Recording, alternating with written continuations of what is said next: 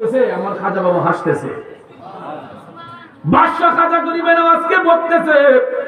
খাজা গরিবে নওয়াজ তার দিকে তাকায় একটা মুস্কি হাসি দেওয়ার সঙ্গে সঙ্গে ওই বাদশা দাঁড়ানো ছিল, সে সঙ্গে সঙ্গে অজ্ঞান হয়ে গেছে, সেন্স ছাড়া হয়ে গেল, অজ্ঞান হয়ে গেল।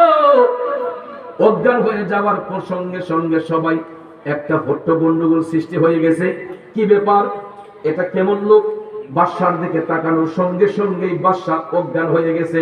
নিশ্চয়ই ওই ব্যক্তি কোনো মন্ত্র পাঠ করছে, কারণ ওরা তো কুফরি কালামে বিশ্বাসী, ঠিক না ঠিক? এরা কুফরি কালামে বিশ্বাসী, এরা আখাস কালামে বিশ্বাসী নয়, কথা কোন ঠিক না ঠিক? তারা মনে করছে খাজা গরিবে নওয়াজ কোন কুফরি কালাম করছেন, এই জন্য একটা হট্ট গন্ডগোল সৃষ্টি করছে যে এই লোকের এত বড় সাহস, বাদশারে মনে হয় বান মারছে। বাদশার দিকে চাওয়ার সাথে সাথেই বাদশা অজ্ঞান হয়ে গেছে। এখন যেভাবে হোক বাদশাকে তাকে সুস্থ করতে হবে, ঠিক না ঠিক? সবাই আইসা খাজা মঈনুদ্দিনকে বলতেছে, সবাই আইসা বলতেছে, আপনি কে?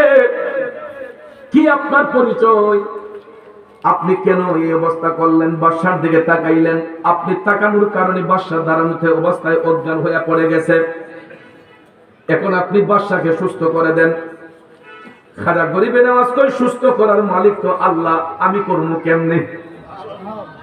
কয় না, আপনি চাইছেন, আপনি চাওয়ার কারণে বাদশা অজ্ঞান হয়েছে, এখন আপনি যা সুস্থ করতে হবে।